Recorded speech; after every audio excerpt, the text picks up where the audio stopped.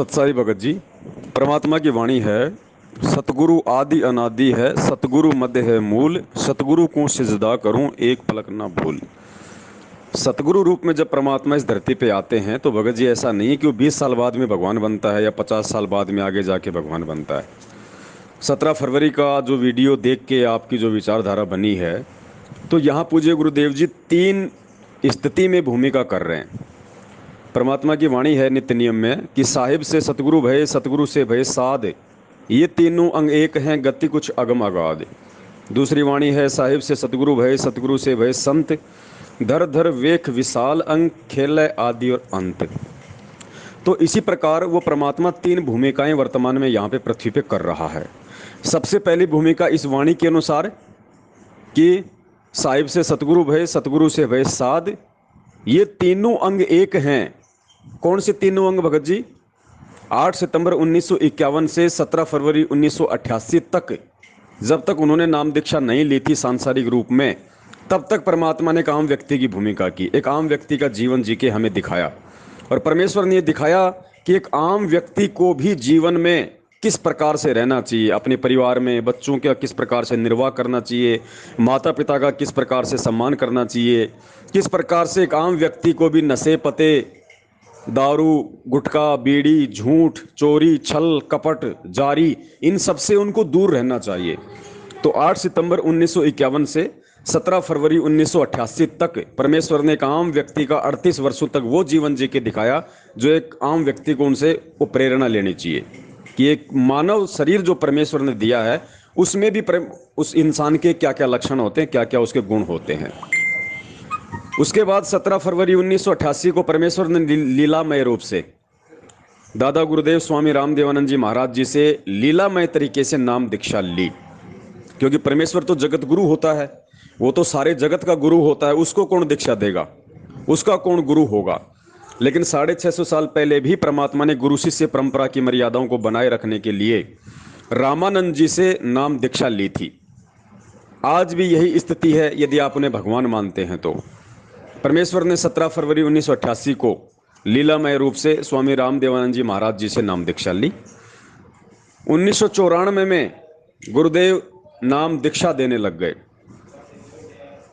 तो भगत जी 17 फरवरी 1988 से फिर 94 तक का जो जीवन था, जो गुरुदेव ने दीक्षा ली, अपनी भक्ति की, वो गुरुदेव का एक वो भगत का जीवन था। वो जो 6 साल थे वो गुरुदेव का वो भगत का जीवन था। क्योंकि परमात्मा ने भगत की भी लीला करके दिखानी थी कि भाई एक भगत के क्या लक्षण होते हैं, भगत के क्या गुण होते हैं, भगत के कैसा स्वभाव, आचार, विचार, बोलना, चलना, उठना, बैठना, अपने गुरु के प्रति किस प्रकार से उनका दृष्टिकोण, भाव, श्रद्धा, लगन, समर्पण, ये सारी चीज़ें परमात्मा ने आप और हम सब के सामने एक उदाहरण पेश करना था। और परमेश्वर ने एक भगत का जीवन जिया 6 वर्षों तक। तीसरी जो भूमिका थी परमात्मा की, 1994 से आज तक परमात्मा साहिब की भूमिका में है, भगवान की भूमिका में है, परमात्मा की भूमिका में है। जो हमें वाणी कह रही है कि साहिब से सतगुरु भय, सतगुरु से भय साध, ये तीनों अंग एक हैं, गति कुछ अगमाद। तो ये तीनों अंग एक ही है भगत जी। वही परमेश्वर तीनों भूमिकाएं कर रहा है, तीनों लीलाएं उसी परमेश्वर ने की है। कौन सी? प्रथम लीला 8 सितंबर 1951 को धरती पे प्रकट होके 17 फरवरी 1988 तक एक आम व्यक्ति का जीवन जिया।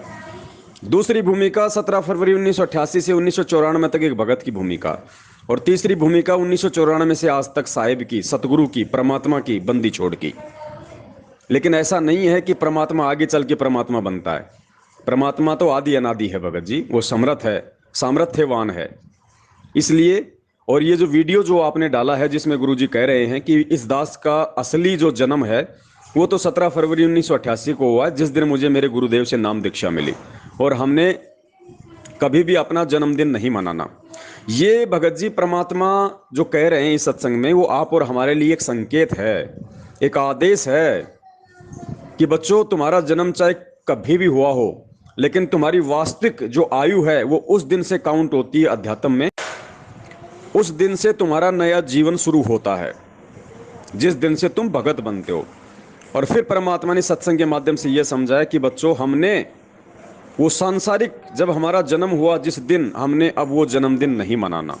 वो परंपराएं हमने नहीं मनानी है, वो कुरीतियां हमने छोड़नी है, उनका परित्याग करना है, क्योंकि वो भक्ति में बाधक है। दास मालिक की वाणी है ना कि भाई छोड़ देना पछलियों की रीत, सतगुरु उतारेंगे। तो भगत जी इस प्रकार से हमने समझना है। बाकी परमात्मा ने तो सब कुछ क्लियर करके रख दिया है अपने सत्संगों के माध्यम से।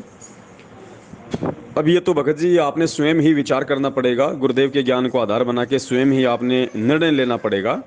और इसी चीज़ की ये लड़ाई हो रही है, इसी चीज़ का ये संघर्ष हो रहा है। परमात्मा भी जेल में बैठ के यही सारी चीज़ें देख रहा है कि मुझे कौन कितना समझ पाया है, कौन मुझे 8 सितंबर से परमात्मा मानता है, कौन मुझे 17 फरवरी से मानता है, कौन मुझे 1997 से मानता है। ये तो अब एक भगत का दृष्टिकोण, उसका नज़रिया, उसका ज्ञान आधार ही ये बातें तय करेगा। सत साहिब जय हो बंदी छोड़ के।